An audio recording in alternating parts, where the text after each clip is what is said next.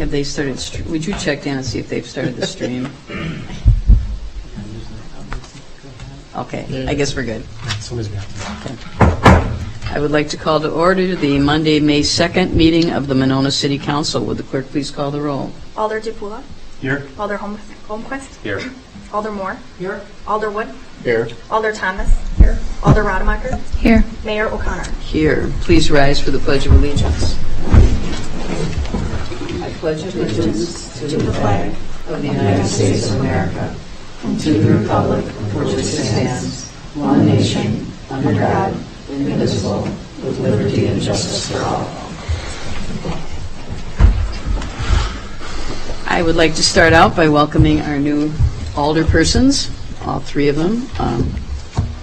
We're starting out with a nice big agenda, so welcome. We have a number. First of all, I will ask for a motion to approve the minutes of April 18th. Move approval. Second. Any corrections or additions? Hearing none, all in favor say aye. Aye. Motion passes. Is there a motion to approve the minutes of the April 19th meeting? Move approval. Second. Any corrections or additions? Hearing none, all in favor say aye. Aye. Motion passes.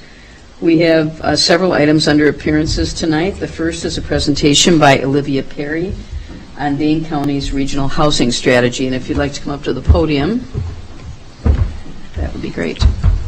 I think you already, there was a one-page handout about this in your packets. Hi there.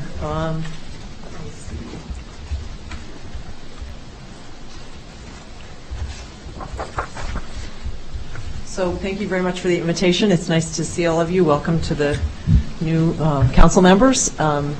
My name is Olivia Perry. I work for the Dane County Planning and Development Department, and tonight I'm going to be talking about a regional strategic planning effort that around housing and the housing shortage, and provide some information, just sort of background information, so you know how we got here and kind of what the next steps are, and provide an overview. But I am going to start with a sort of a workforce affordable housing primer for folks who do not know what affordable housing is or workforce housing, and sort of what it is and how we get it. So workforce housing or affordable housing is housing that costs no more than 30% of your monthly income. For a renter, that's rent and utilities. For a homeowner, that's real estate taxes, mortgage, insurance, and utilities.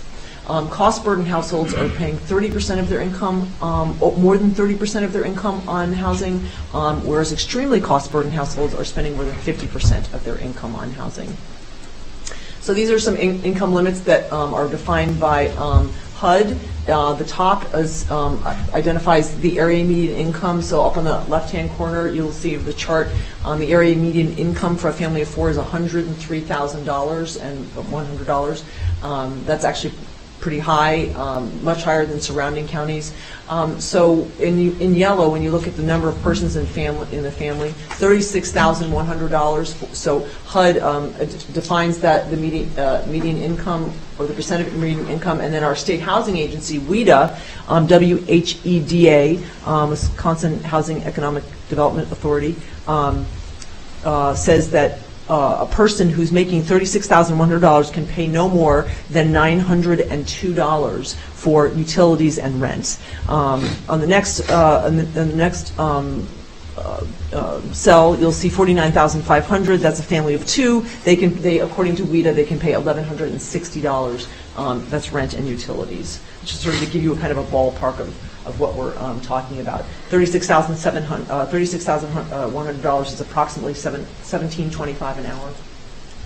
So who needs workforce housing? Employers need workforce housing, local government, school districts, police and fire. Child care and elder care. We saw child care, the huge child care crisis during the pandemic. You know, people who work at hardware stores, grocery stores, employers who own auto repair, retail, clothing, big box, hair salon, restaurants, all the sort of main functions that we use in our day-to-day life to get by.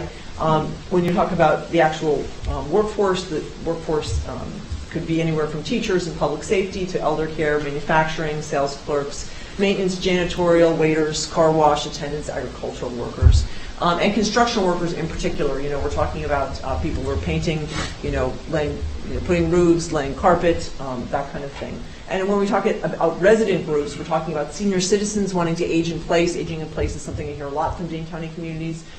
Folks who can't afford necessarily or can't stay in the house that they have, and they want to be able to move, but there's no place for them to move. Young adults starting their careers, retirees, young families, disabled, veterans.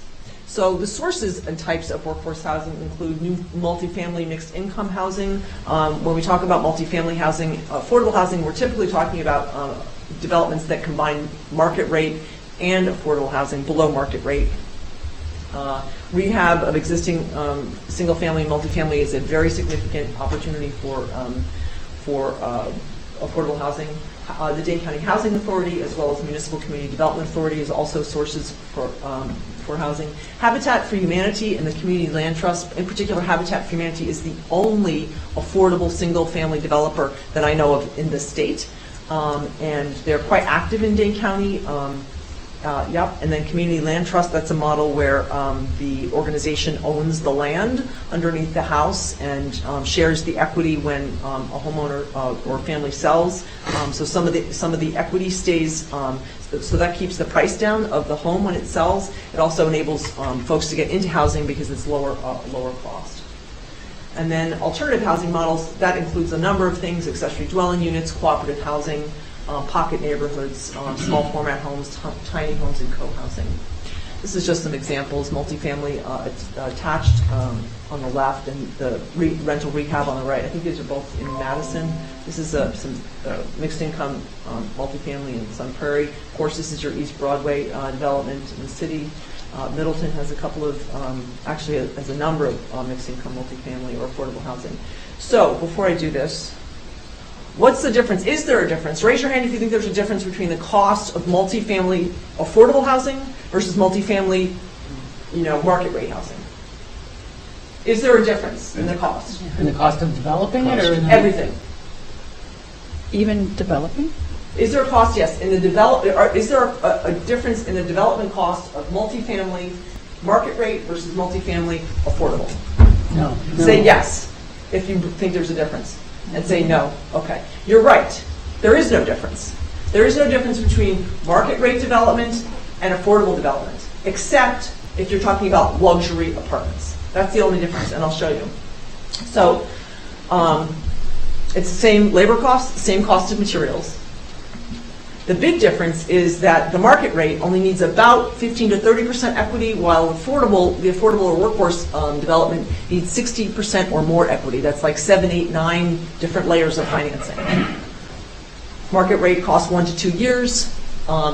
They're getting their financing from the bank, 1 to 2 years to open. Affordable takes 3 to 4 years and has multiple levels, like I said before, of financing plus community support. And just for the record, multifamily development, especially for affordable developers, because it's such a complicated thing and much more multi-layered in terms of putting the finance together, about a quarter of the development costs are in pre-development before they even get to building.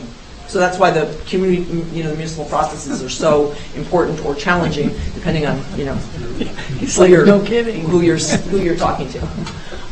Here's another one, and I just want to point out, this is a development in Sun Prairie. You can see the fixtures in this unit. All of the units, if it's an affordable development or workforce housing development, all the units have the same finishes. There isn't one finishes that less expensive finishes for one or the other, because people cycle in and out of each of the units. So they have to keep a number of market rates to meet their return every month or every year.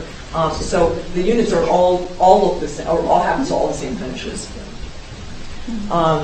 Habitat for Humanity, obviously, this is a mixed income multifamily in Madison.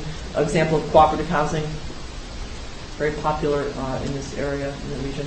This is a redevelopment of a brownfield, 102 unit. I think this was outside of actually Milwaukee somewhere, another building in Madison.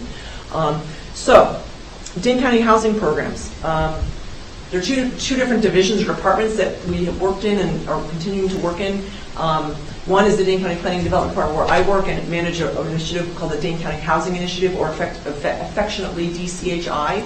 And then there's the Division of Housing Access and Affordability, and they have CDBG and Home, Community Development Block Grant Funds. They do, Home has gap financing and rehab and down payment assistance and weatherization. They also provide funding for homeless and supportive services in their division.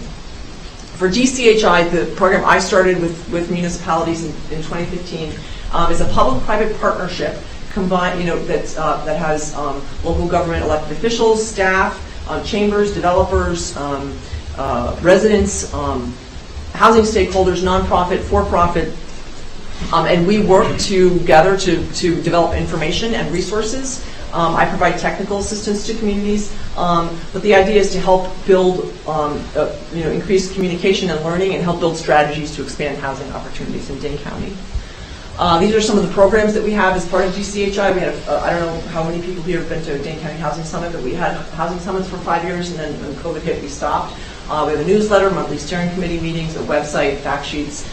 So the Dane County Regional Housing Strategy is really our next step. Over the last, when we first started in 2015, there were 3 municipalities working on affordable and workforce housing, and now there are 14. So we've, in 7 years, that's really expanded quite significantly. And we actually have 9 municipalities that have actually done housing studies in the last 5 years. Sun Prairie and Cottage Grove are about to come out with their housing studies probably in the next few months. So we've made significant strides. The Dane County Housing Affordable Housing Fund has helped provide gap financing for 2,200 low to moderate income units. We've provided over $31 million since we started the program, and that's for 13 municipalities in Dane County. And I believe the City of Monona's Broadway development received funding from the Dane County Affordable Housing Division of Housing Access and Affordability. As I said before, do these programs, and they've largely been the conduit for all the CARES Act and the COVID relief funds that have helped eviction prevention throughout the county. So that's the good news. The bad news is we have ongoing challenges that are pretty significant. Just to kind of give you a quick snapshot, we have 21,465 renters and owners who make whose income is 50% or below the area median income, who are paying more than 50% of their income on housing.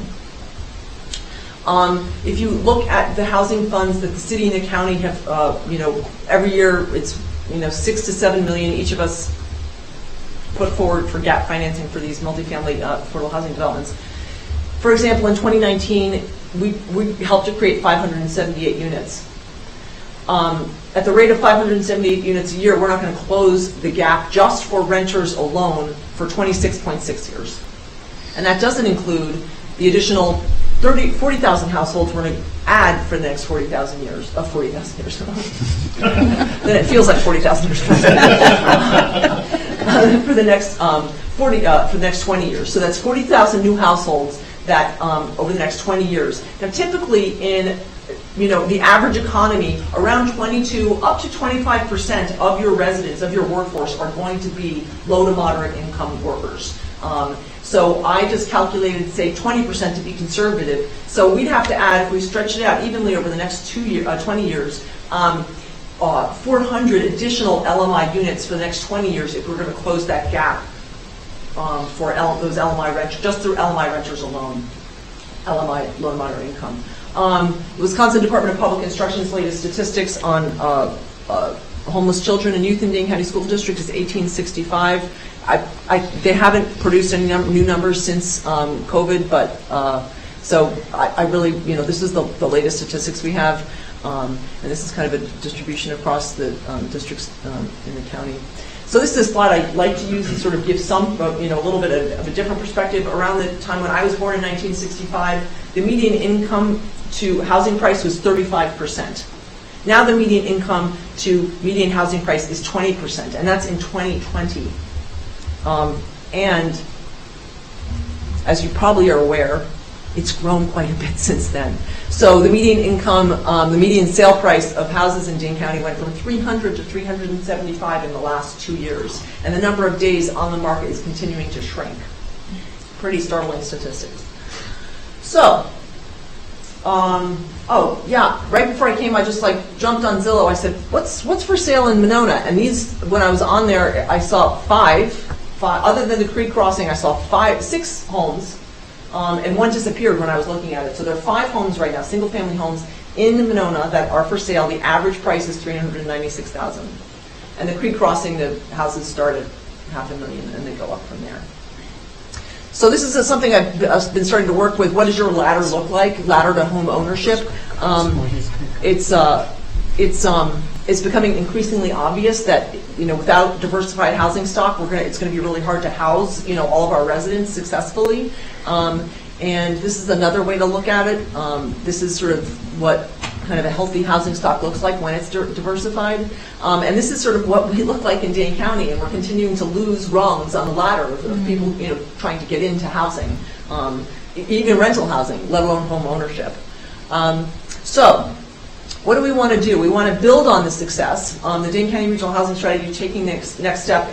The regional housing strategy really, it's really important to set for the record straight that we understand that municipalities all over Dane County are working on this issue. Some are just getting their toe in the water. Some have been working, like Madison, has been working a very long time. Everyone's at a different place. But the idea with this is that we recognize that, but it's really important for everyone to kind of learn together and be able to take the next step. And the next step could mean something completely different for every community. So the idea is that we know you're planning. This isn't about telling municipalities what to do. There's a housing advisory committee made up of municipal representatives who is going to be leading it and overseeing the activity. But it's really important for you to understand that this is something that it's a way for us to learn together and capture the momentum and the interest and the expertise of the network of the municipalities that have been developing over the last 7 or 8 years. Engage stakeholders across municipalities, as well as the private sector, to gain a more detailed and shared understanding of the regional existing conditions and the regional trends, and really engender more participation and communication and leverage resources and expertise, and identify opportunities that you can't do alone. And really the overall goal of the regional housing strategy is to expedite the development and preservation of affordable and workforce housing. So the Housing Advisory Committee is going to be overseeing it. Cities, towns, and villages, each with specific needs, as I said. We will be inviting each municipality's head elected official plus an additional representative. Could be another city council person. It could be a staff person. 2 reps from each community. As I said, residents, nonprofits, private sector, banks, chambers, and developers. We will be focusing the study on 60 folks who are 0 to 60% AMI, up to 80, and they'll also be looking at, for a period of time, the 30%, and then this new missing middle, the 80 to 120%, right? Because they're really getting squeezed now too. We will have, sort of an introduction, who we are, kind of land everybody, create a framework to have a discussion about affordable housing. Not everyone's going to be have the same background, so we're going to spend some time getting everyone on the same page. Then look at a housing needs analysis and a market study, and then we're going to do a comprehensive inventory of what everyone's doing in the county, as well as current innovations from around the country and around the state and the country. Then we're going to create a vision for housing for the next 10 to 20 years in Dane County, and then identify current and ongoing challenges, and then regional strategies. It could be anything. These are just examples: partnerships, collaboration, funding, investment priorities, opportunities, land use priorities, or communication and education. And then the final report, Future of Housing in Dane County. It's going to be a guidebook and will be accompanied by a 5 to 7 minute video, so we can educate folks who are not sitting in the room with us, or maybe not on the advisory committee once it's done. So we're taking a little bit of a systems approach. We're also going to be looking at some issues that the steering committee have said they want to talk about, which is racial disparities in housing, what the intersection of housing and climate change, and housing instability. What are the factors that cause housing instability, and kind of trying to better understand those. So the process is going to be facilitated, very interactive. I'm in the process of working with the consultants that we're hopefully going to hire soon. They're a very dynamic, great group. We're also going to have some comprehensive and community engagement, so not just the Housing Advisory Committee, which is probably going to be anywhere from 50 to 60 people from around the county. We're also going to do some community engagement outside of that to make sure that everyone, voices that typically, would be underrepresented can be represented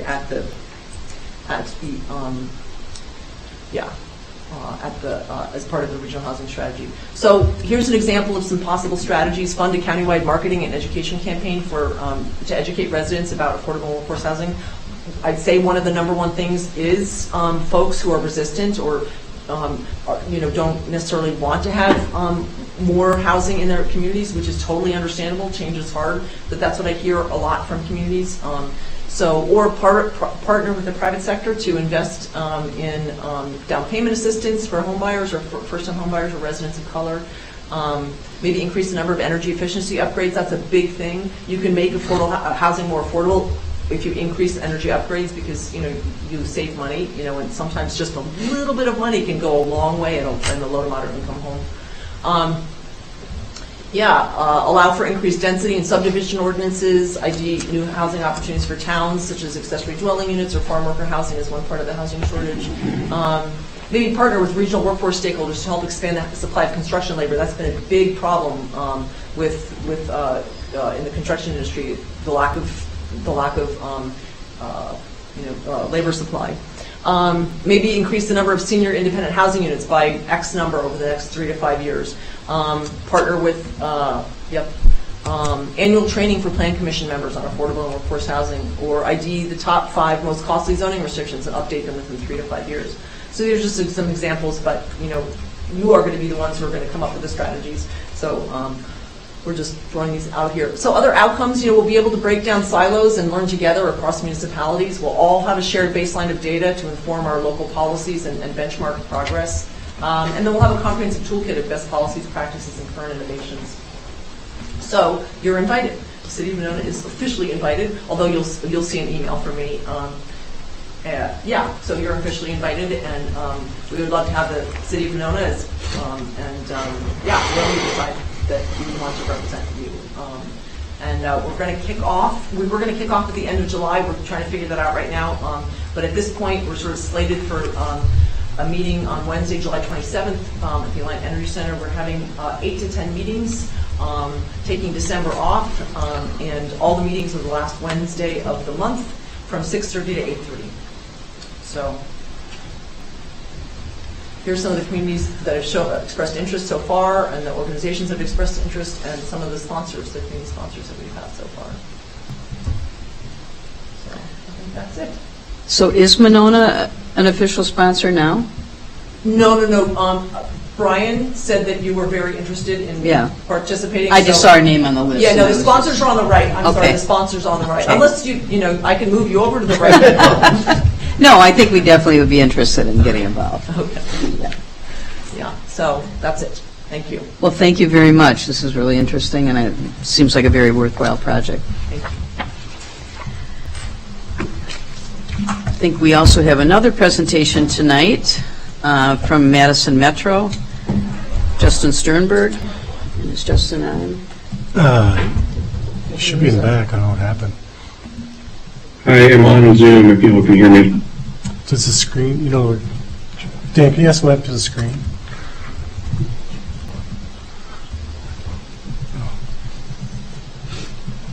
Just one second. Okay. There he is. Justin, I'm going to share the screen with you for the PowerPoint, if you want to put it up. Or do you need to? Yep, I can do that. Can you all hear me? Yes. And Justin is the general manager of Madison Metro. We've been meeting with him for the past year or so about the possibility of Monona going with Metro, and he's just giving a little overview of what it could possibly look like. No decisions have been made, and the Transit Commission has discussed this already and will continue to be discussing it. Yeah, so good evening, everyone. Thanks for inviting me to chat with you all today, and thanks for accommodating me over Zoom. Home with the kids tonight, but As the mayor said, I'm Justin Stuenberg. I'm the general manager at Metro Transit. I've been at Metro for actually just about 2 years now. We've been undergoing a lot of changes since I got here, and actually, before I got here, to really modernize our system and to move us kind of forward in the way that transit operates in the region. And as part of that, we've got a lot of major projects going on, one of which is the network redesign, which I'll talk to you all about. So first, just a little bit of background on Metro. So we currently have what we call fixed route. So that's our, the route that is the same every day with the posted bus stops.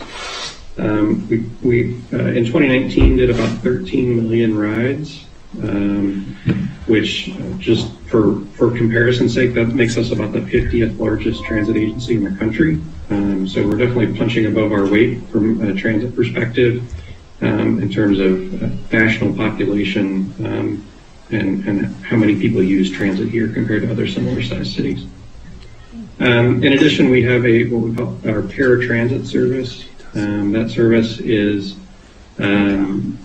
open for those with disabilities.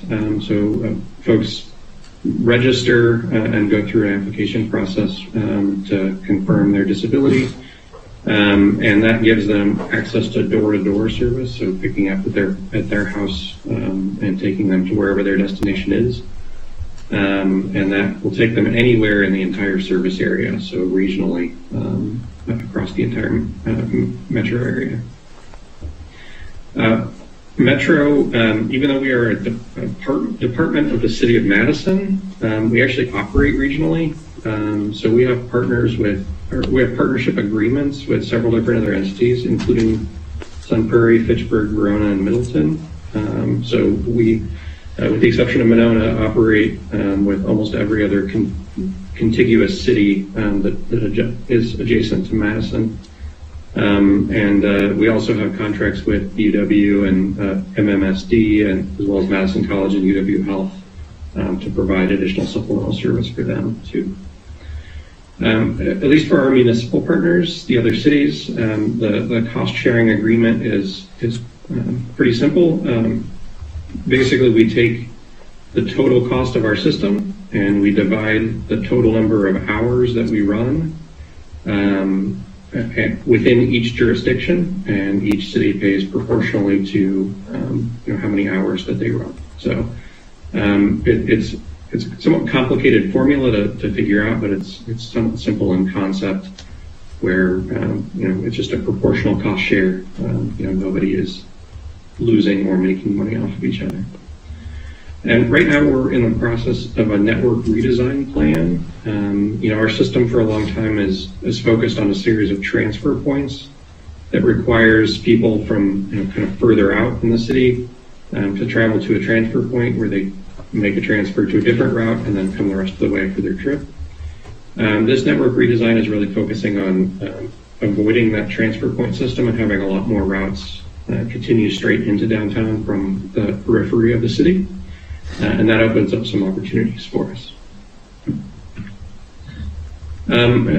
Conversely, Monona Service, I'm by no means the expert, but just to summarize for you all my understanding, you all contract directly with First Student to provide some peak hour routes to and from downtown campus area, running just a few times in the morning and then a few times in the afternoon.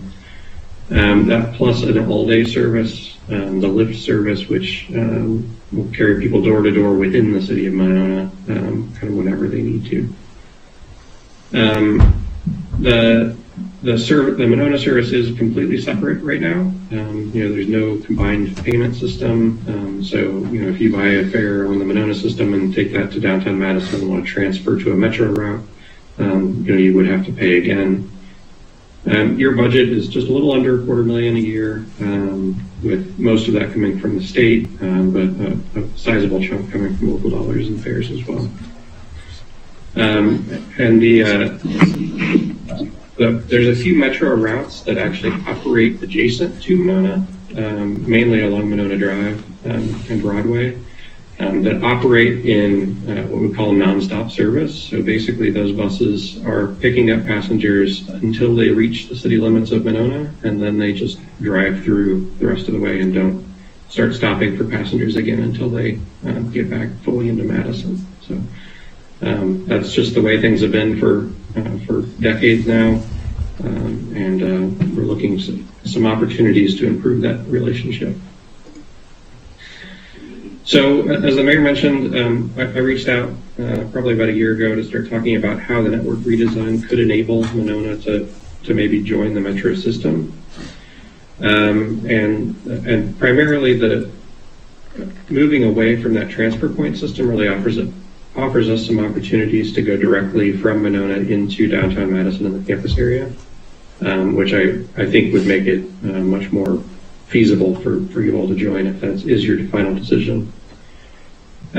We've created some scenarios that would basically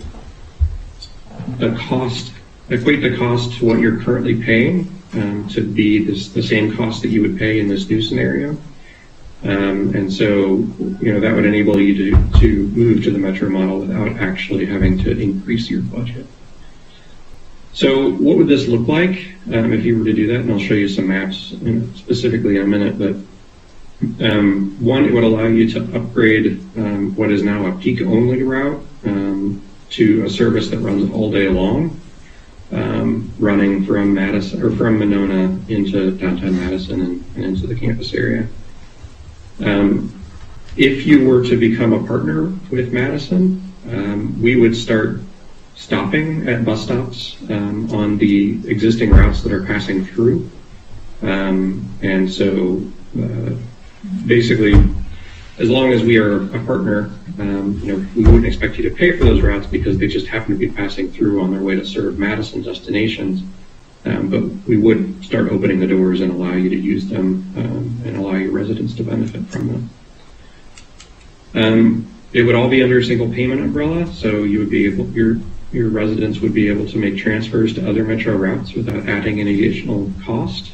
And so the same payment card would allow them to swipe on the Monona route and then make a transfer at another place wherever they'd like to.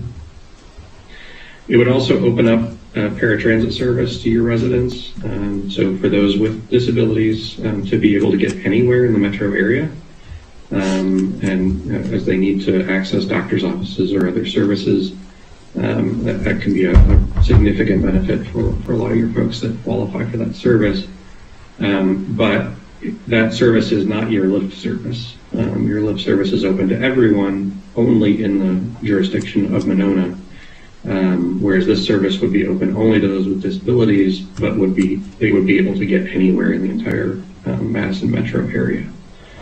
Now, on the flip side, that fixed route, the route that's looping through Monona and going to downtown, would be running all day long. So, those at least within walking distance to that route would still have an option for transit all day. So, what would this look like?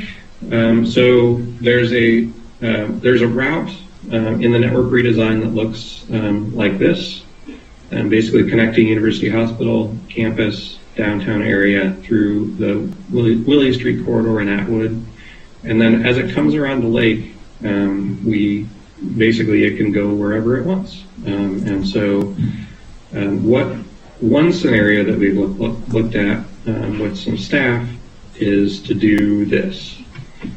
So the route that I'm showing you in purple would be the Monona route, where it comes around the lake and then it does a one-way loop, coming down Stoughton Road, up Femright, and then looping through kind of the core city of Monona, coming back up, and then heading back around the lake into downtown.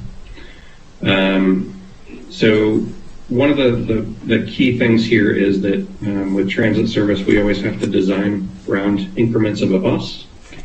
So we can't put 2.1 buses on a route, right? If it requires that many buses to circulate that route, then we need to put 3 on it and then have a bunch of wasted time.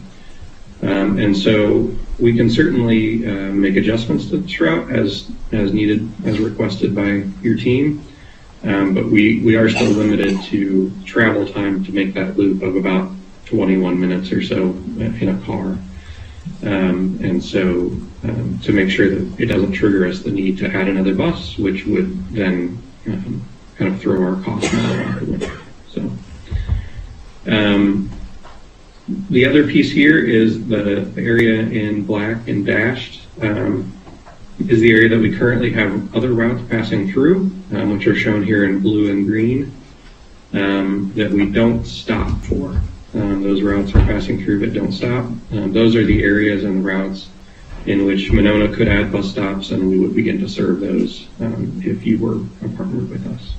And again, that would not be an additional cost. That would just be, the buses are already going through. We would just stop as needed. So I wanted to keep this short and sweet. I know you all have a longer agenda tonight, but just a couple next steps. So ultimately, you all need to decide if this is something that you want to do, and if this is a direction you want to do, we'd need to incorporate this route into the plan and develop a partnership contract, just like we have with all the other partner cities. And hopefully implement this in the summer of 2023. So our goal right now is June of 2023 to implement all of this. With that, I'm happy to take any questions that y'all might have. I'm not sure if anyone has questions. I just want to clarify a few things. They would be coming through Monona once an hour from about 6:30 in the morning or so till about 8 in the evening, and the hours would be a little less on weekends.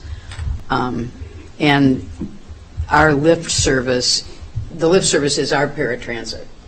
So currently, and that runs from 9 until 3, Monday through Friday. In our express service, which is the taking people to work and back, runs Monday through Friday as well, from about 6:30 in the morning until 9, and then Correct. 3:30 to 6:30 or something at night. Something like that. Yeah, I agree. And that currently we used to have 4 loops in the morning, 4 at night, but first student is having trouble getting drivers, so we're down to 2. 2 in the morning, 2 in the afternoon. 2 in the morning, 2 in the afternoon. So, Kathy? Who qualifies for the lift service? Yeah, that's one of the big questions right now. Anyone wanting to take the Madison Paratransit would have to go through a process to qualify for it. Is that correct? Justin? That's correct. It's a federal program that's to comply with the Americans with Disabilities Act, and it is limited to just those who meet a standard federal definition of having a disability that prevents them from riding what we call our fixed route service, so just our normal routes.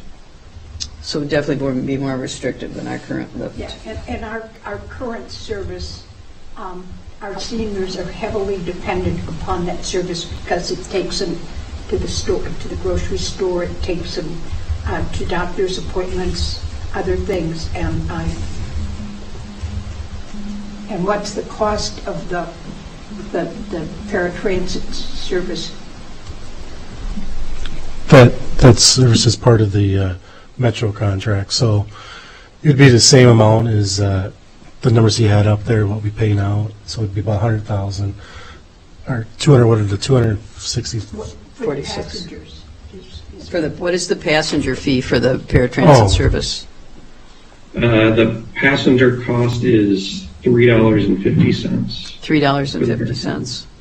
What is it now? That's about what it is now. Or is it $150. $150 now? Okay. Does anyone else have any other questions about this? We are going to be having a meeting, Mark and I, with staff, and we've invited Alders to pool and more to that on Monday just to get staff input, because staff has some concerns.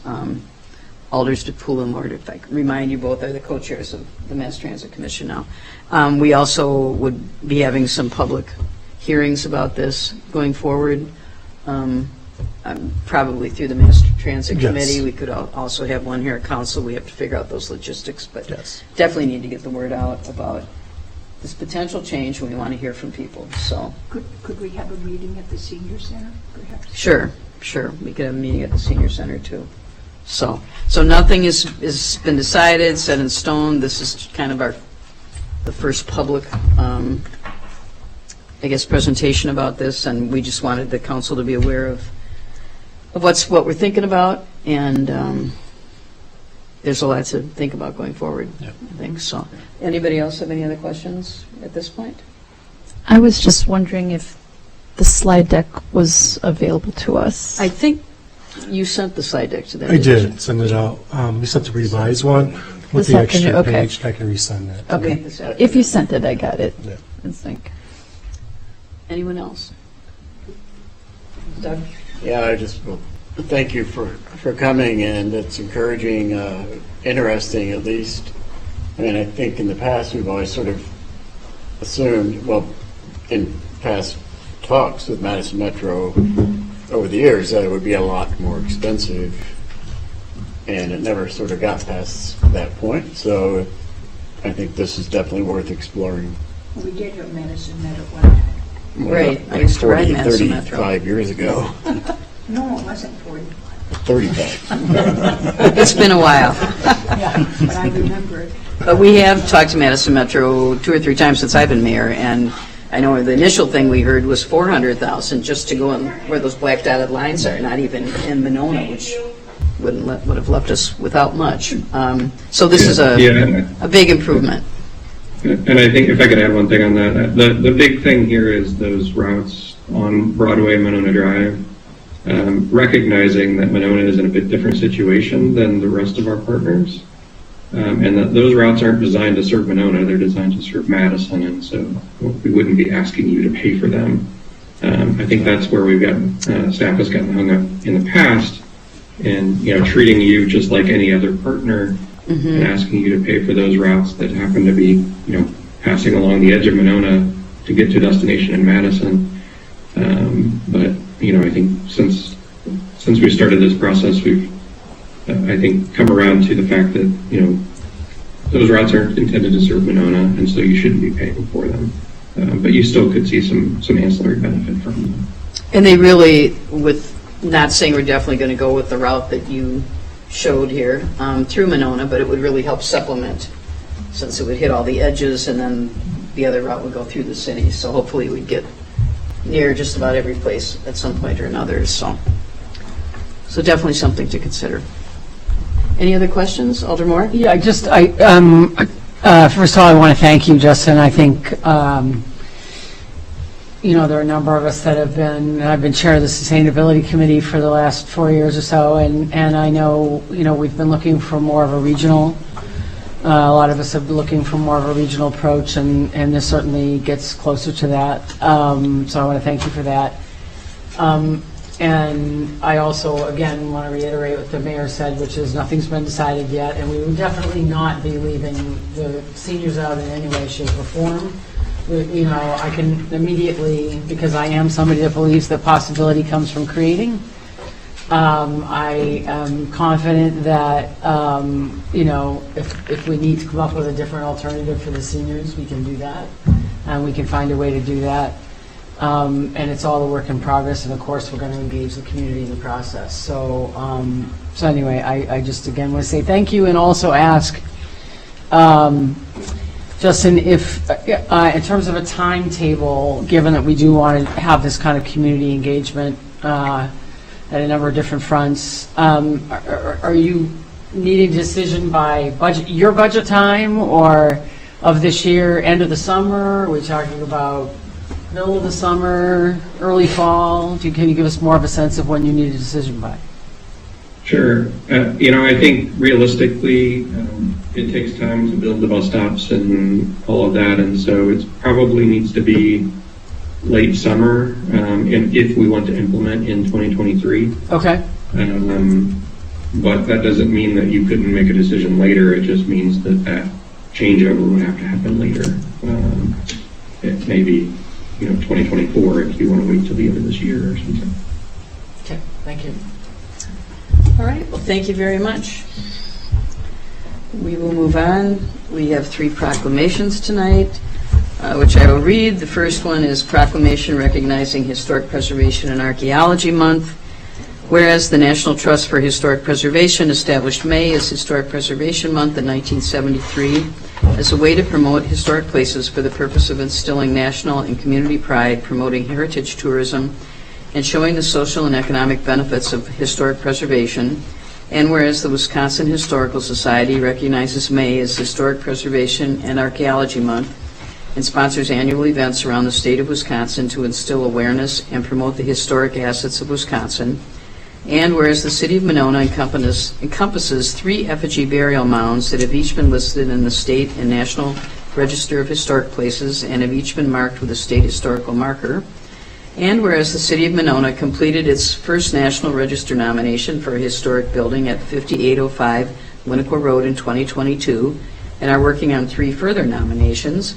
And whereas a purpose of the City of Monona's Historic Preservation Ordinance is to foster civic pride in the beauty and noble accomplishments of the past.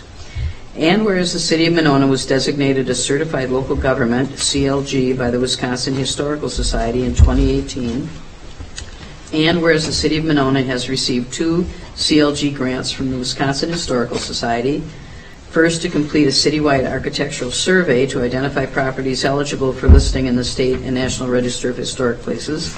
And second, to start nominating properties of willing property owners to the State and National Register of Historic Places. Now therefore be it resolved that the Mayor and the City Council of Monona do hereby declare the month of May as Historic Preservation and Archaeology Month and call upon the people of Monona to join their fellow citizens across the United States in recognizing and participating in this special observance. Signed in the City of Monona, Dane County, Wisconsin, this 2nd day of May, 2022, Mary Kay O'Connor, Mayor. Our next proclamation recognizes International Migratory Bird Day. Whereas migratory birds are some of the most beautiful and easily observed wildlife in our communities, and whereas many citizens recognize and welcome migratory songbirds as symbolic harbingers of spring, and whereas these migrant species also play an important economic role in our community, controlling insect pests and generating millions in recreational dollars statewide, and whereas migratory birds and their habitats are declining throughout the Americas, facing a growing number of threats on their migration routes and in both their summer and winter homes, and whereas since 1993, International Migratory Bird Day, IMBD, has become a primary vehicle for focusing public attention on the nearly 350 species that travel between nesting habitats in our communities and throughout North America and their wintering grounds in South and Central America, Mexico, the Caribbean, and the southern U.S. And whereas hundreds of thousands of people will observe IMBD, gathering in town squares, community centers, schools, parks, and nature centers to learn about birds, take action to conserve them, and simply to have fun. Therefore, be it resolved that I, Mary Kay O'Connor, Mayor, do hereby proclaim Saturday, May 14, 2022, as International Migratory Bird Day in the City of Monona, Dane County, Wisconsin, and I urge all citizens to celebrate this observance and to support efforts to protect and conserve migratory birds and their habitats in our community and the world at large. Signed in the City of Monona, Dane County, Wisconsin, this 2nd day of May, 2022, Mary Kay O'Connor, Mayor. And finally, a proclamation recognizing Arbor Day. Whereas in 1872, J. Sterling Morton proposed to the Nebraska Board of Agriculture that a special day be set aside for the planting of trees, and whereas this holiday, called Arbor Day, was first observed with the planting of more than 1 million trees in Nebraska, and Arbor Day is now observed throughout the nation and the world, and whereas trees reduce the erosion of our precious topsoil by wind and water, cut heating and cooling costs, moderate the temperature, clean the air, produce oxygen, and provide habitat for wildlife. And whereas trees are a renewable resource giving us paper, wood for our homes, fuel for our fires, and countless other wood products. And whereas trees in our city increase property values, enhance the economic vitality of business areas, and beautify our community. And whereas trees, wherever they are planted, are a source of joy and spiritual renewal.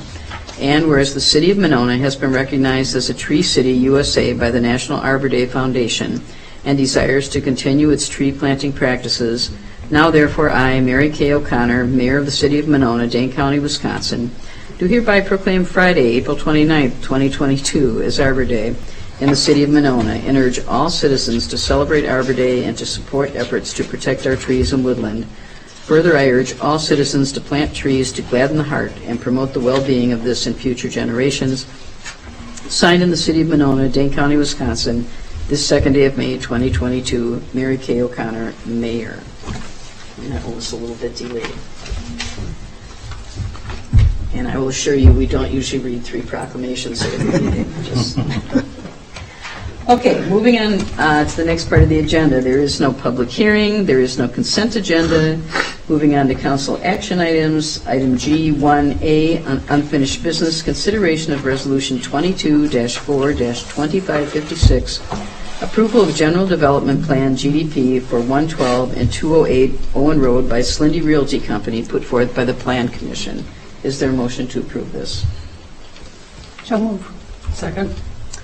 Doug, were you going to start, or how do you want to? Okay.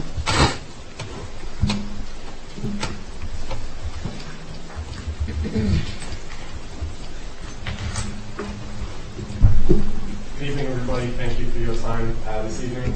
I will just go through a couple of details for the benefit of the new council members. I'm here with a general development plan, GDP, for the project at 112 to 208 Owen Road, which is the USPS and Village Lane site. As Slindy Realty Company, the applicant proposes a 2-phase mixed-use project with ground floor retail, as well as 175 waiting units across just over 4 communities.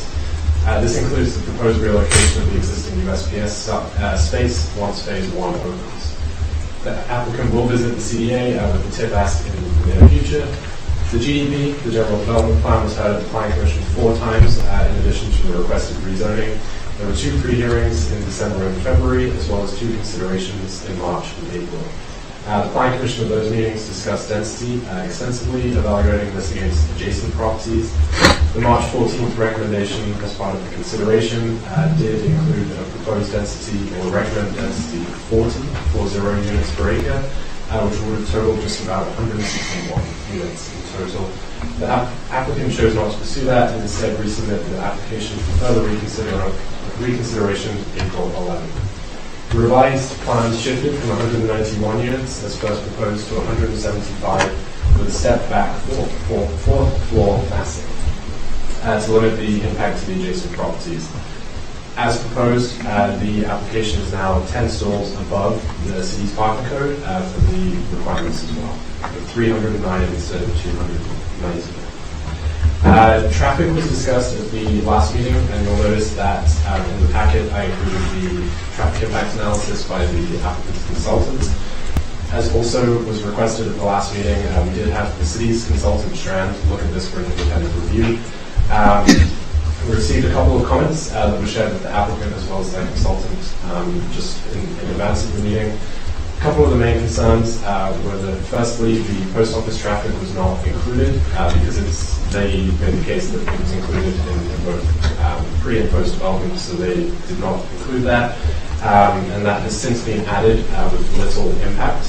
They reran the numbers.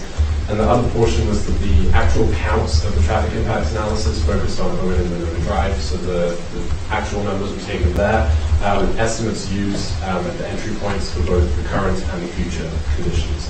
And so the recommendation of Strand was that should be added to better understand the impact. And I understand that the consultant had that is also at the meeting this evening.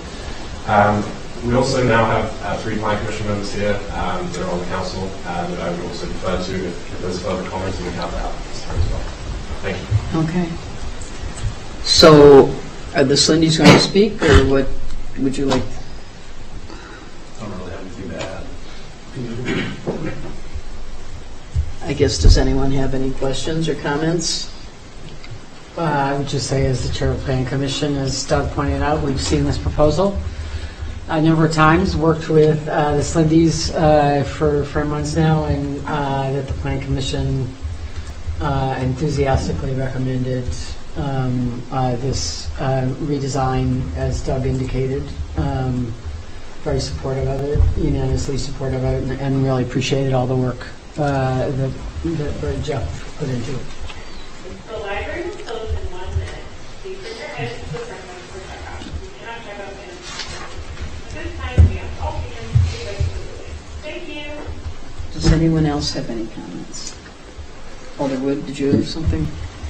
Yeah, and I had mentioned this at the last meeting about the traffic impact, and I still have concerns about that, and maybe I'm reading it looking at this the wrong way, but essentially in the traffic impact analysis, and that was based on 191 units, which is now 175, so the numbers will be a little bit lower. But in that analysis, they projected 880 new trips per day from the multifamily housing, which seems about right to me. 380 new trips from retail, but then they added that, so it's 1260, but then they subtracted 890 for the old retail. And I don't know, at some point in time that may have generated 890 trips a day out of that retail, but the bowling alley is certainly not, for many years has not been, it's just the bowling industry in general hasn't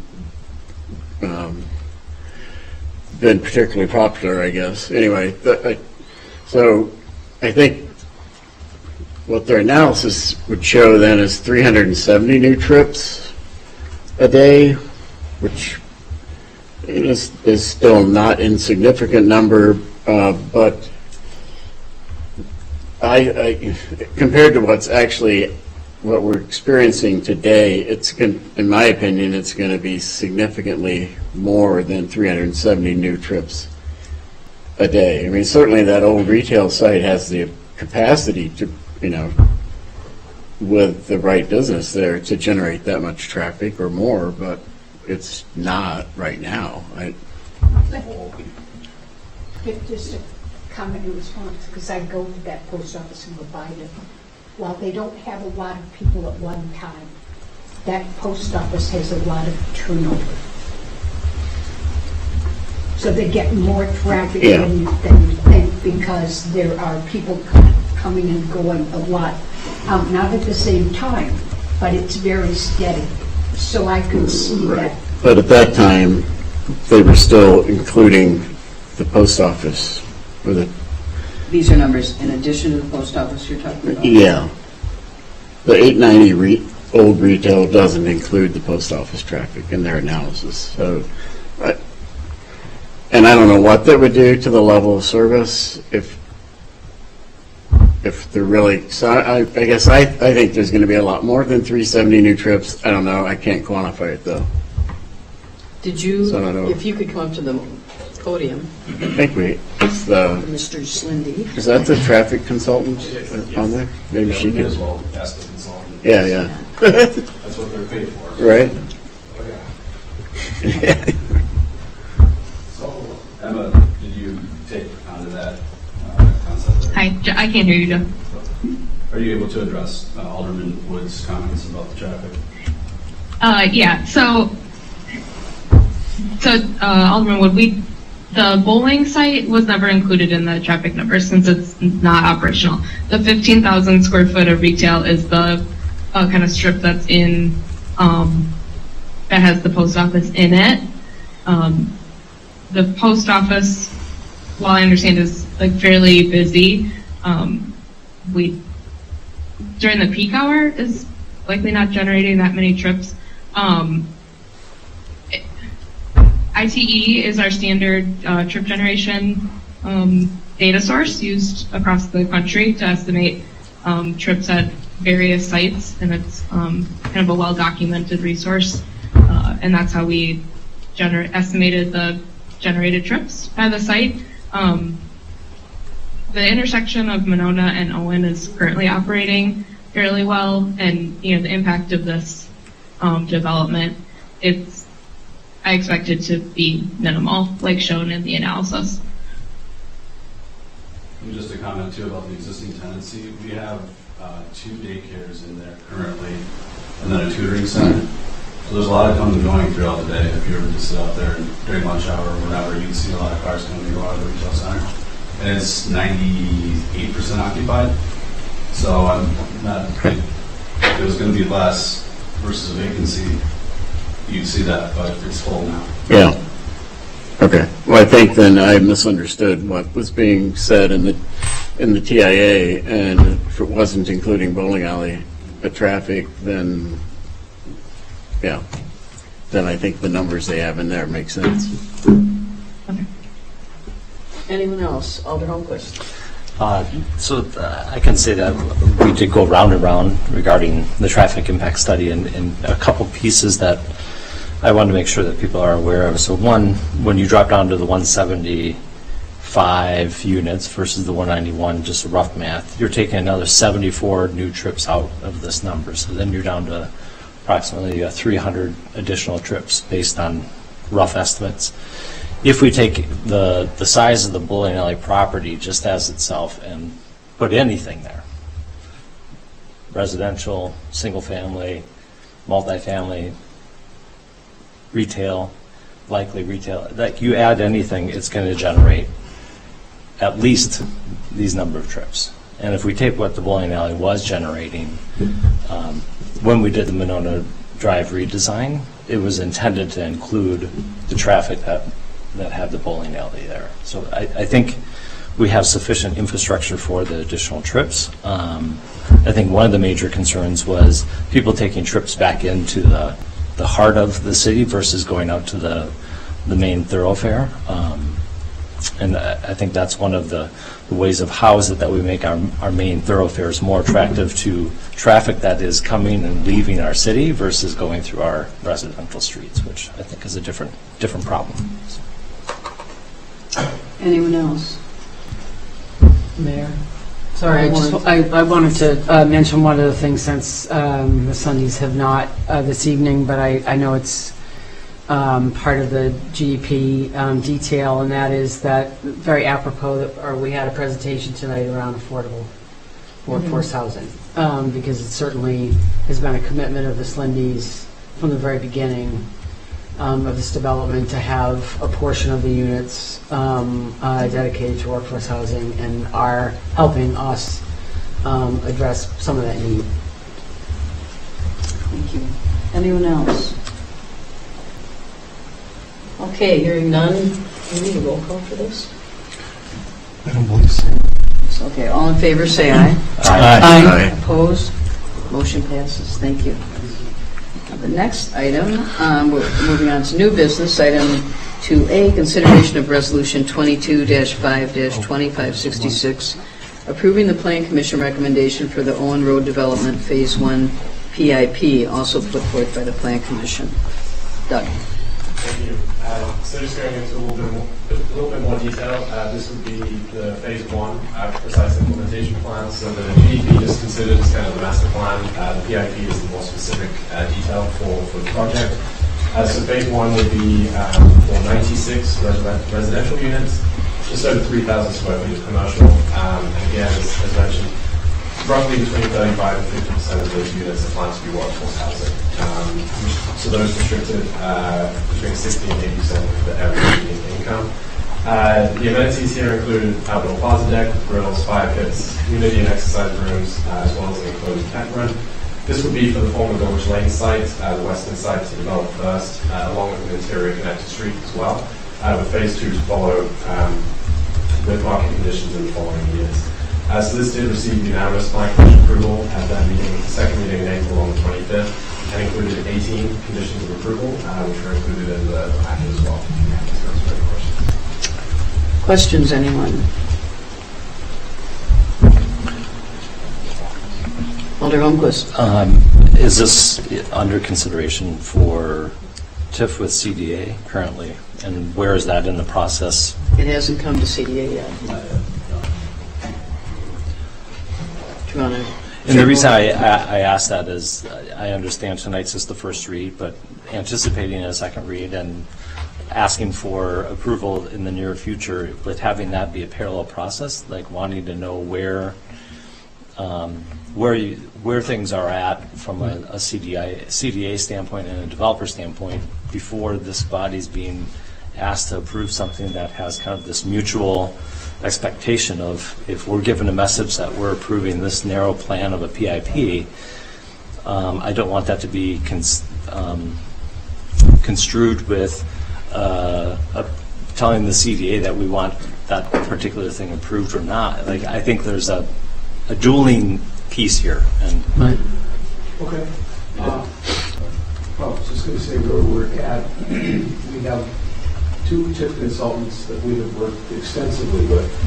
And as we speak, the analysis is being prepared by SBA, who's a local, very highly regarded accounting firm that has experience in these areas. We also have had the TIP consultant working with us so that, in all honesty, this TIP element is going to be quite critical. And particularly, we have been very committed to the workforce housing concept. And this is a partnership, ultimately,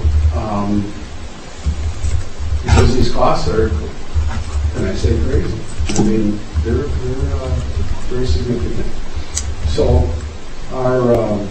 our request will be forthcoming. We have communicated that clearly, and that's where we're at the moment. So, Yeah, I mean, we're hopeful to get on the end of May meeting. I mean, we're trying to turn this around, get it submitted this weekend so it can get to your consultants. The other thing is that delays end up costing all of us money, and so as we started this process, our interest rate element has grown exponentially. And at some point, this won't economically work. And so TIP will be an integral part of our ability to produce what we're hoping to produce. It's really that simple, isn't it? So that's where we are. I think the next step for us, once you submit that, is we have a TIP consultant also who will be evaluating the numbers as well, and I'm not sure how that fits with the May meeting or not. I don't know, Doug, if you have anything to add to that or not.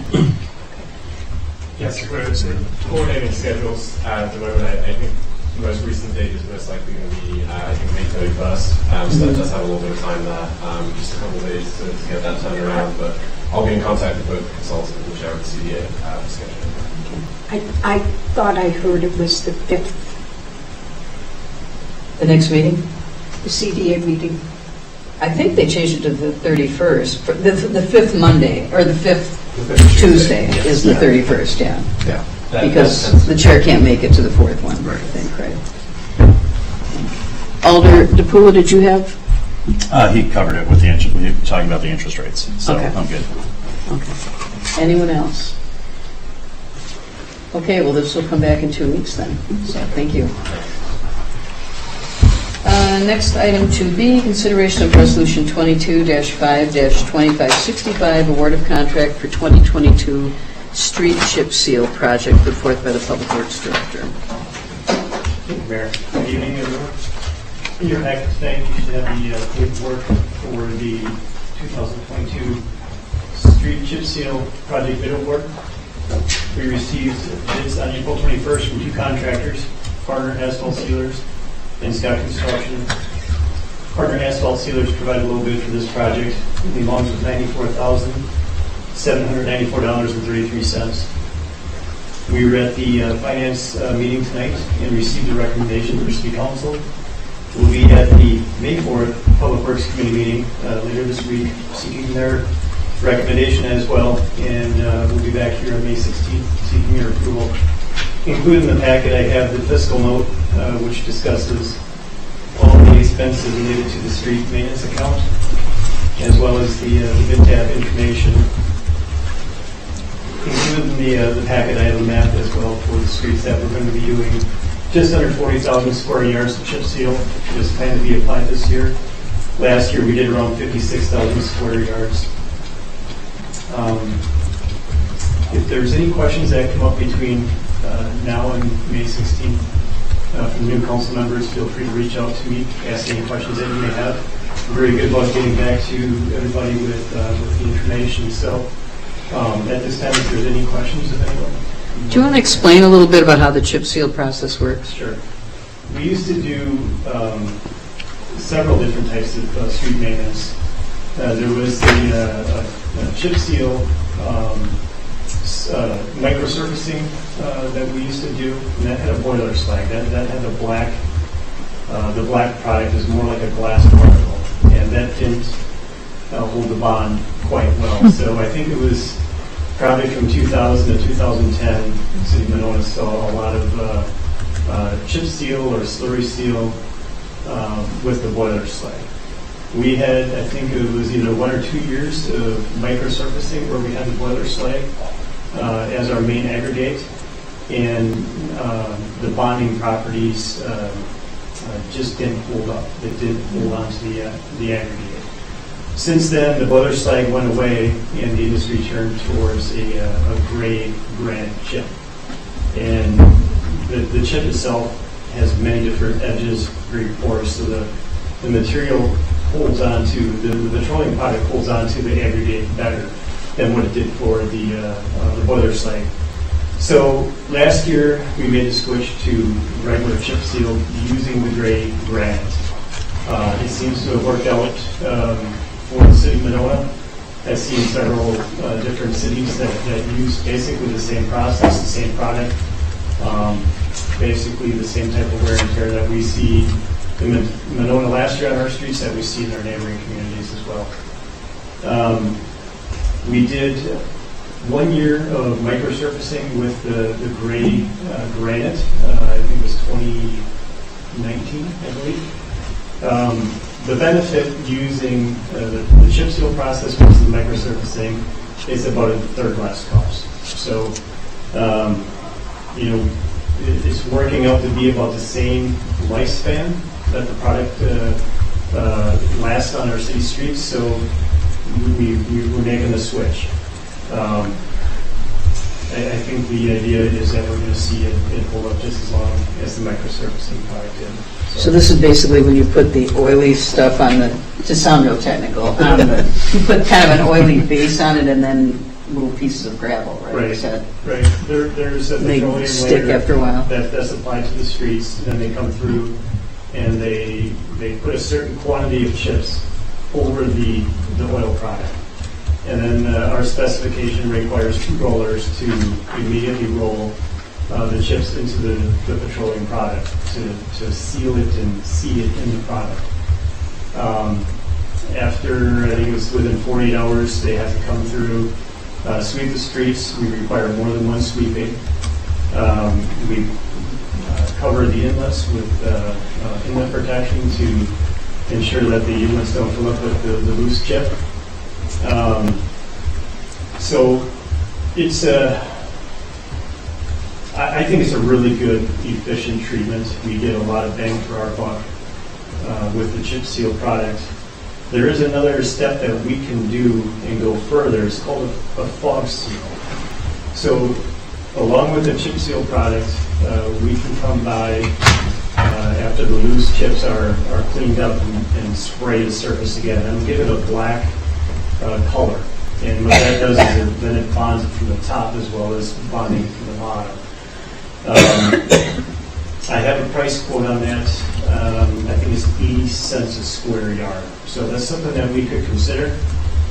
We can go back and do those that we did last year with the fog seal if we wish. We could do a test run this year after this project is completed.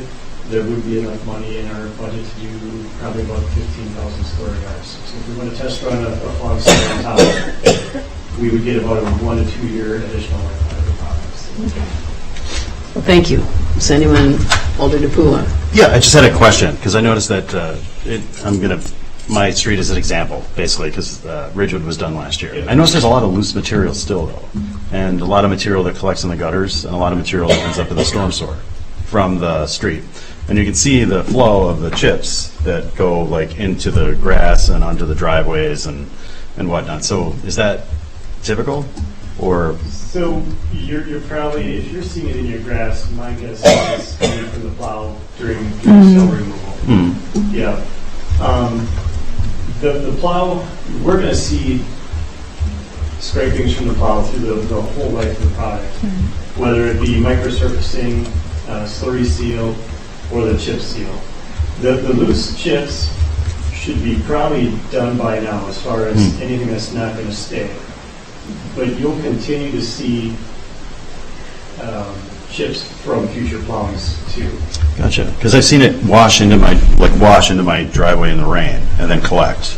So it seems like that was the concern that I had, is that, is it really sticking? And when you mentioned the fog sealing, that seems interesting, at least, or at least we might want to explore it as you are. I'd be willing to give it a test run.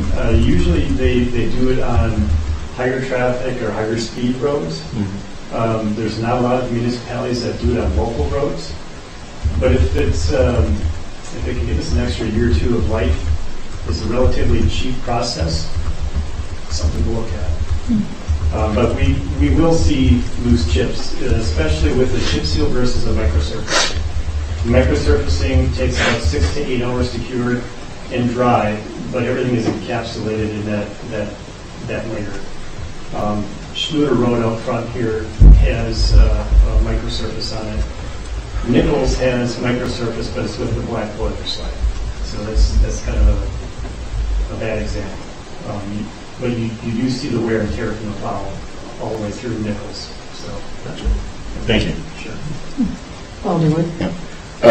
Maybe you already said, but about how much would that add to the cost I of think it the was 80 cents a square yard.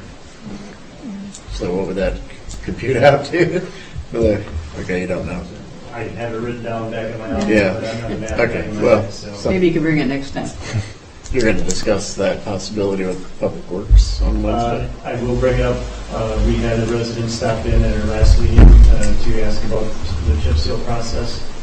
I did contact Barner, who provided a little bit. They do fog seal, and that's where I got the price from. So we'll talk about it on this Wednesday. And then on May 16th, we can also talk here again if we want to do something. Okay. Anyone else? Alder Moore. Sorry, I've gotten so wrapped up in the chip seal process that I forgot to. Stuff, isn't it? Yeah, can you remind me, have we worked with this contractor before and we feel good about them? Yes, You said we have. We work with Barner a lot. Okay. Last year with Scott Construction, that was our first time with me being here. Yeah, But Scott's a big player all across the state, so Okay. they're both very big. either one would be fine. Yeah. Okay. Anyone else? Okay, thank you, Dan. Next, item C, consideration of resolution 22-5-2559, authorization to order 2023 ambulance chassis for 2024 build, put forth by the fire chief, and this is start for immediate approval. Move to suspend the rules and take this item out of order. I'll second. All in favor, say aye. Aye. Is there a motion to approve? I'll move approval. Second. Chief. Good evening, everybody. I'll be as brief as I can, but I'm happy to answer questions as well. So we currently have the next ambulance replacement in 2025 in the capital improvement project budget, which would have been slated for build in late 24 to be delivered in early 25 to be paid for in the 25 capital budget. And working with our vendors for us to be able to actually build in 2024, we actually have to order the chassis now.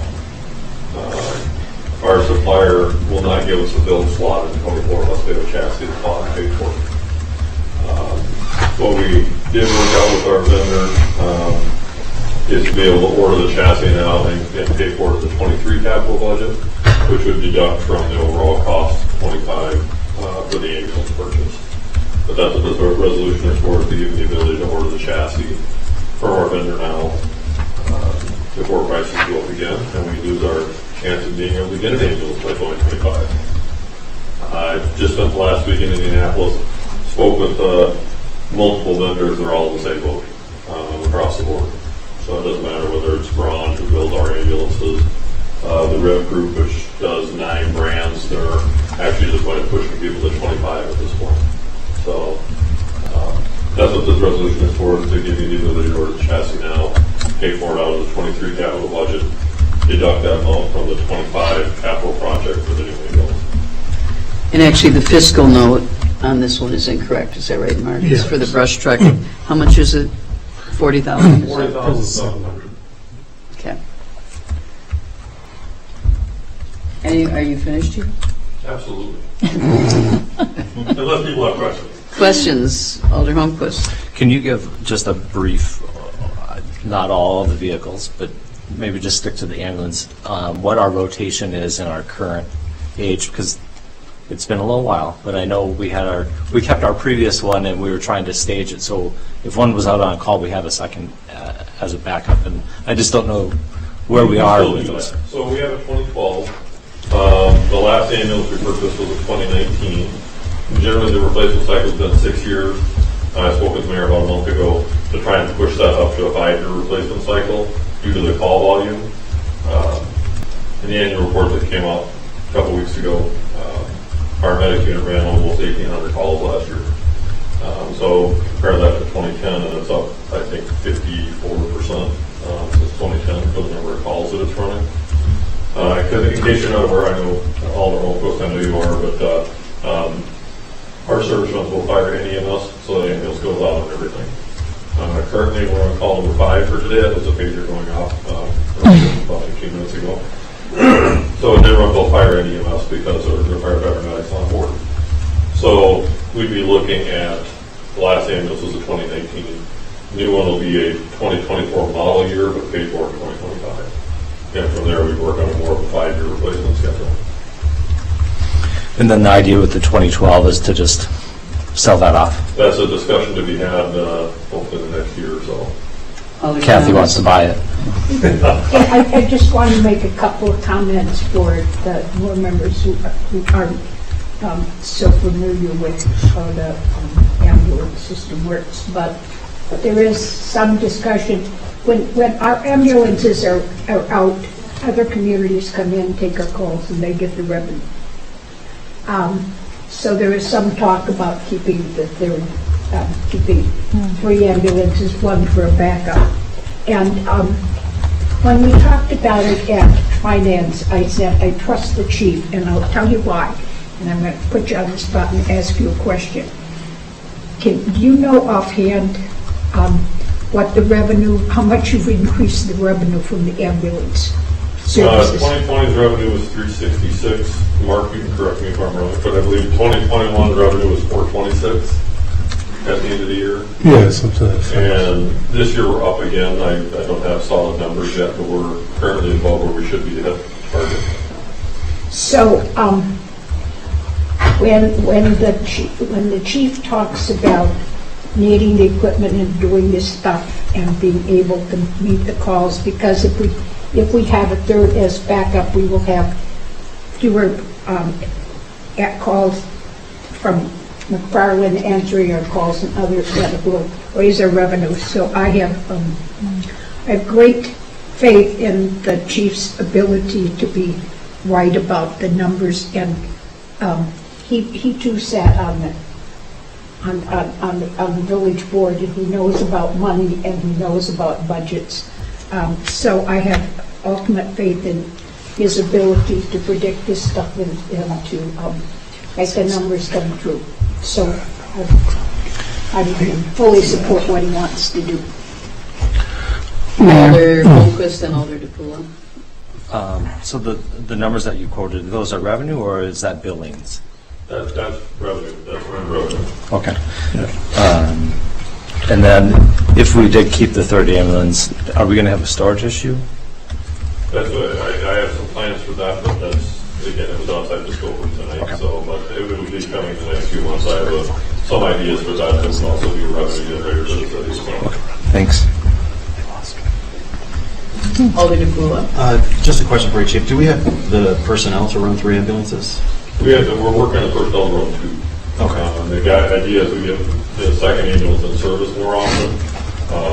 Then we have that ability to have one out of service if needed for maintenance or for repairs. So right now 60 is our main ambulance out, 62 is all we've got.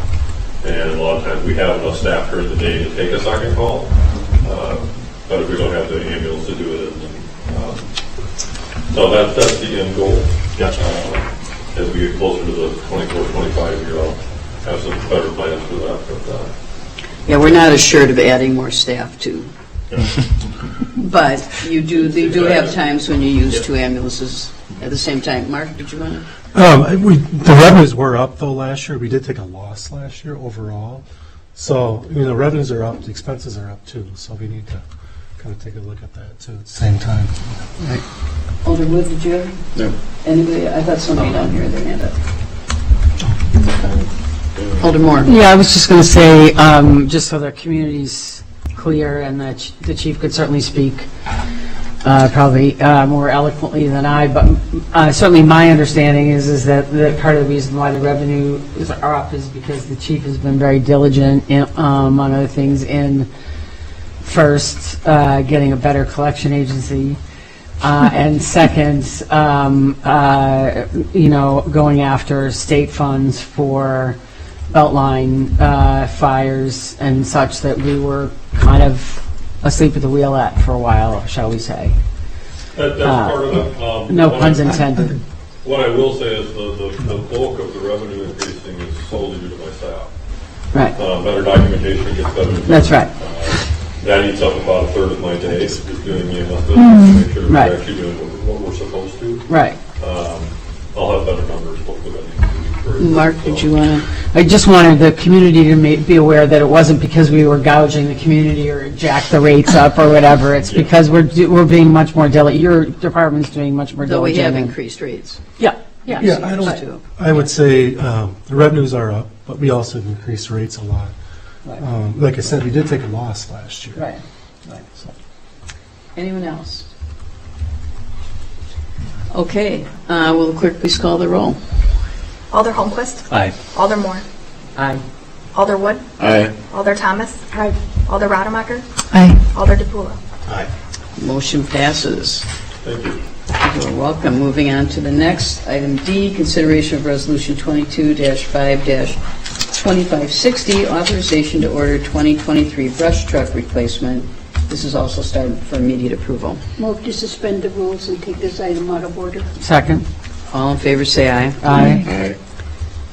Aye. Is there a motion to approve this? Move approval. Second. Chief?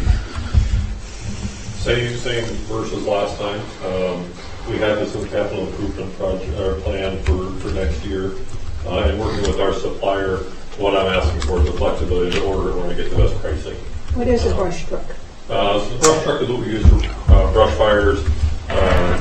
That's generally, that's why we call it brush truck. Ours is used more for underground parking structure fires. So we use it for underneath Walmart, all the new condos, well, not so new anymore, but the newer condos on the Nova Drive. Anything that's underground parking, that's the vehicle we use for car fires, trash fires in the underground parking areas. And we also use it for brush fires. But, Because it's smaller, is that? yeah. So what this is this is in the capital budget for next year. What I'm looking for is the approval to order it when I get the best price for it. And working with our contractor off the state bid, I'm working to actually secure a vehicle before the prices go up a large amount in the next month or 6 weeks. They're currently in the process of renegotiating with the state based on their pricing. What I'm trying to do is make sure we can get it ordered at the least possible price. $35,439 is a great idea. I don't know if I'm going to be able to get there or not in the current market. But what I will say is we will stick to the $70,000 budget for 2023 for the brush. So, for the newbies, that the state gets bids on vehicles and communities can take advantage of this in the state bidding. I apologize, I didn't explain that well enough.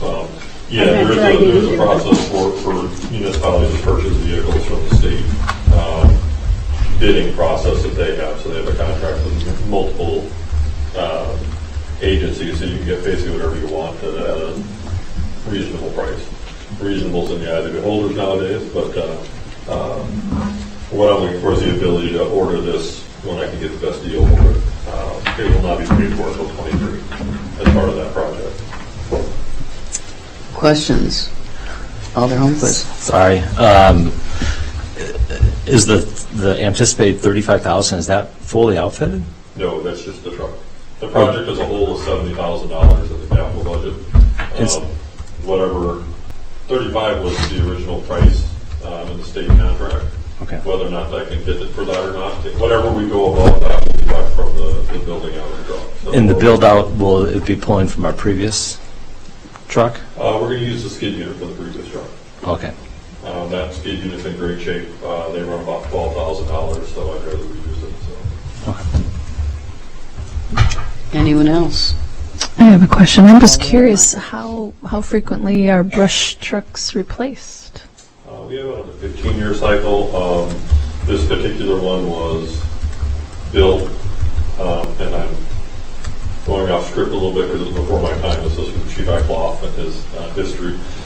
This was purchased, the skid unit was purchased by Walmart when they built their facility and installed on the back of the existing Chief's truck when it was built. So currently that truck is an 09, it's 15 years old, and it's severely overweight. I'll leave it at that. It has not undergone a DOT inspection, probably since it was built. I don't think it would pass. It exceeds the weight limit of that vehicle by almost 1,000 pounds. So that's the first bigger truck to put that on. And you mentioned Walmart purchased. I'm sorry, could you speak up a little I'm bit? sorry. Can you explain the connection with Walmart and the purchase of the vehicle you just talked about? I can do my best. Okay. When it was built, again, well before my time here, I believe the specs for the building weren't exactly what they were supposed to be. They were lower. They were probably a bit The lower. ceiling, okay. Yeah. They bought, instead of raising the deck, they bought us the skid unit so we could fit underneath it. But it was a one-time purchase. And then we were responsible for the continuing repurchase. There's been multiple condo units that have been built Okay. along the road Okay. that require that low access as well. Okay. So not just them.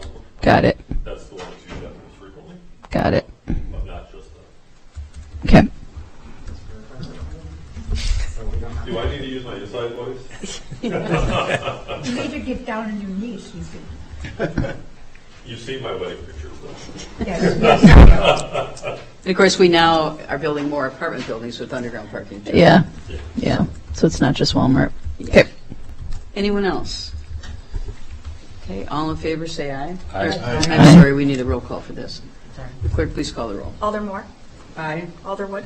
Aye. Alder Thomas. Aye. Alder Rademacher. Alder DePula. Aye. Alder Holmquist. Aye. Motion passes. Thank you again.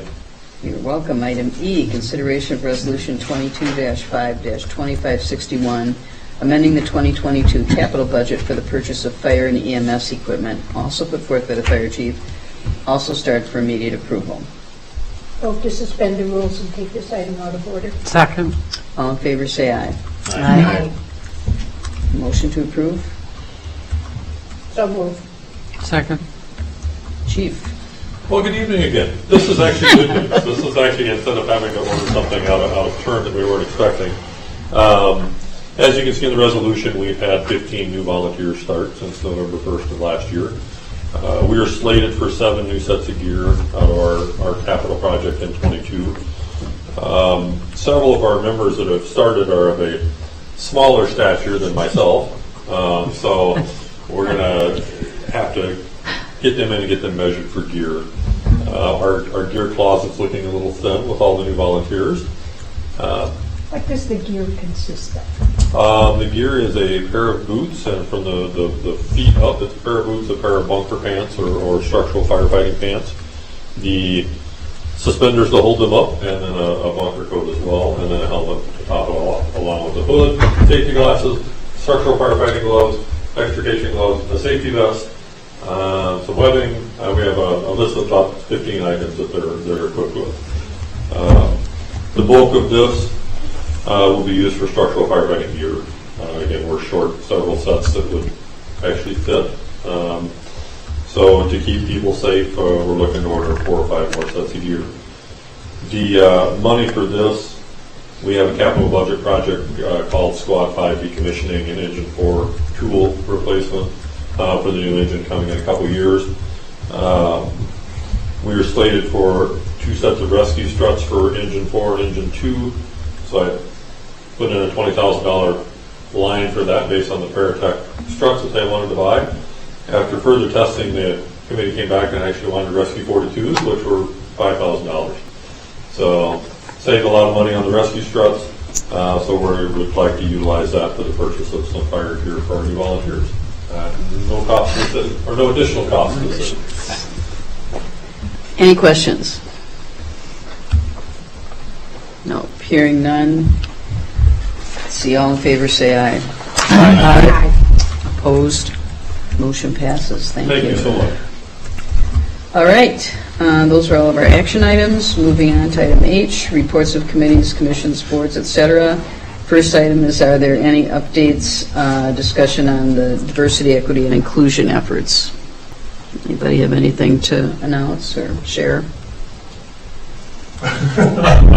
We just hired another female full-time firefighter. Yay! Starting next week. So we're at 34% female to male ratio at the fire department.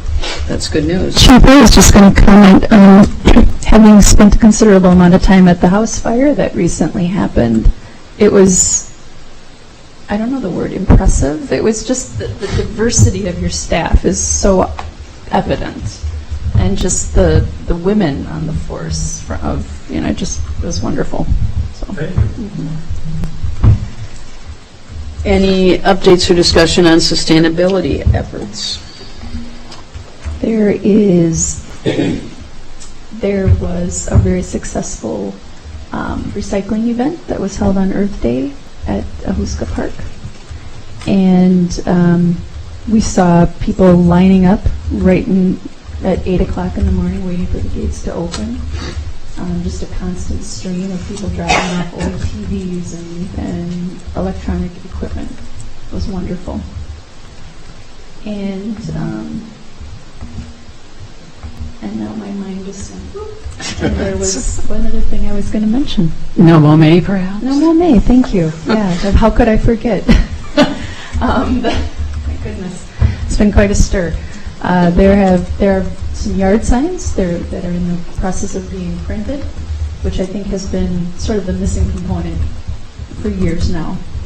It's always been an initiative that the committee has promoted, but without the funds to actually go out and buy some signs, which are surprisingly expensive. It's been a little more than just reminding people to participate. Now we'll have a lovely visual element that people can put in their yards. We're actually members of the committee that are also involved with the school district are very happy to share that the school district may also adopt participation. Okay. Anyone else? Moving on to committee reports. I'll start with someone who's been here for a while, Alder Moore. I don't know if the 3 new people have even had a chance to be at a committee meeting yet. I was going to say, I don't know that there's anything new to report. Obviously, we've been busy at the Plan Commission and been busy at ZBA as well, Zoning Board of Appeals, but I don't have anything to report. Okay, Alderwood. The MPO will be meeting next Wednesday, the 11th, instead of this Wednesday, and What's the MPO? the Greater Madison Metropolitan Planning Organization. Sorry, thank you for that. Do you want to explain what they do a little bit, Doug? No. We oversee, it oversees the expenditure of federal highway dollars within the MPO area, which is most of Dane County. And Doug was actually just re-elected to the MPO board Right. a couple weeks ago. So there's 3 of us on there that are appointed by or elected by the Dane County Cities and Villages Association, and the mayor of Madison, I think, appoints 4 members, and the county exec also has 4, and then the town association has 1. And are you still the vice And president? who are you picked by? Pardon? Dane County Cities and Villages. Yeah, I'm still vice chair right now. We haven't actually elected new officers yet. So Doug always has lots of information on road projects, if anybody or has any questions. Or I know the people to ask Right. to get correct information. True. So do you have anything else to No, announce? that's it. Alder Thomas. I don't have a report, but for our newer colleagues, there's lots of times that we're going to use initials or talk about things which you won't know about, which none of us, we were all in that position. You should feel free. In that case, Doug, what's an MPO? It's a Metropolitan Planning Organization. It's actually something that every state is required to have for each of their metro areas. So there's about a half dozen of them or so in Wisconsin, maybe more than that now. And to sort of oversee how that federal highway money gets allocated throughout the state, working with the state DOT. Yeah. So I just say, whether it's initials or whether it's what is the gear, that's the way we all learn. And sometimes you don't feel like you don't know, but you shouldn't know because you weren't here. So ask away. Exactly. Alder Rademacher, do you have anything to announce from your committees? Or have they met? Well, I've attended a public safety committee meeting, but I haven't had the fun of chairing any committees yet. Okay. That will come soon. Alder DePula? I have attended 0 committee meetings, except the transportation. We met briefly about that, and that was all covered tonight. So, Alder Holmquist? Tourism committee met, I can't remember the day, a week ago maybe. And the one application had approval, and the application was connected to the Memorial Day parade. And that's something that's still in process. Does that mean you're shifting the route back? We believe the route will be shifted back to Monona Drive, but nice. more information to come. Yeah, that's still in process. So. There is something, but I believe it's covered in the packet tonight. Just I'm chairing the community media committee now, and we've got 2 new members. That was so right, and we'll be nice voting on too. them. Right, that was wonderful to see. Yep. I guess Chief Duman, Assistant Chief Duman, did you have anything you wanted to share? Not sure if Sarah's still there. Chief McMullen? We've had a very busy month in April, big structure fire. We had 3 ladies go out to Indianapolis this last week and compete in the national competition.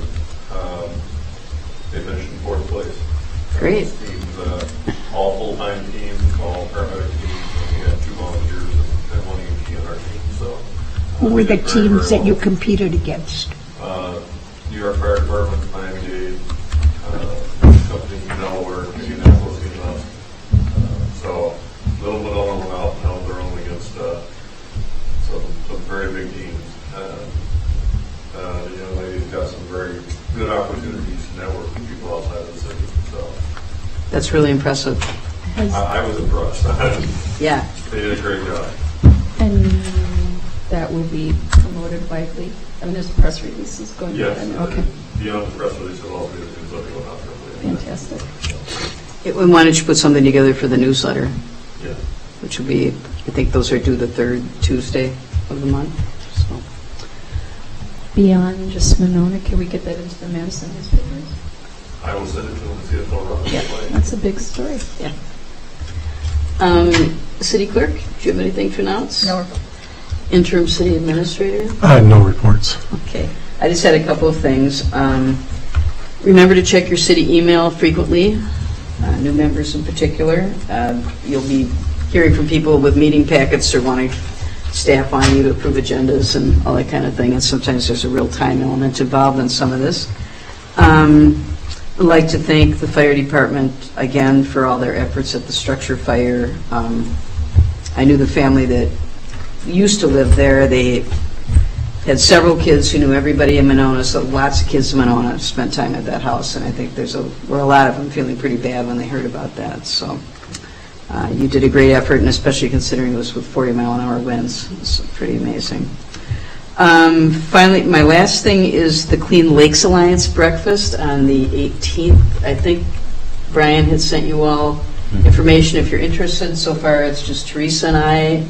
We do have a couple spots open. If anybody is still interested, let me know at the end of the meeting. Otherwise, I'm going to open it up to some other folks. We've got some staff coming too. Final item is appointments. There are 5 appointments. I'm still working on appointments to, we've got, 7 or 8 more spots to fill, but is there a motion to approve the appointments? I move to approve the appointments. Second. All in favor, say aye. Aye. Aye. Motion is approved. Thank you. Is there a motion to adjourn? I have a request. It's attached to the last appointment. I hope I still have a chance. I'm sorry, what?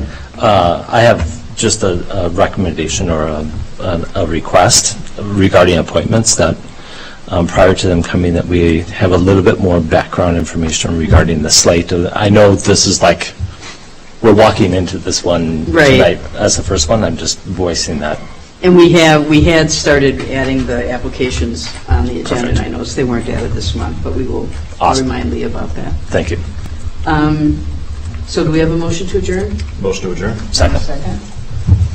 Second. Okay, all in favor, say aye. Aye. We are adjourned. Thank you. We covered everything with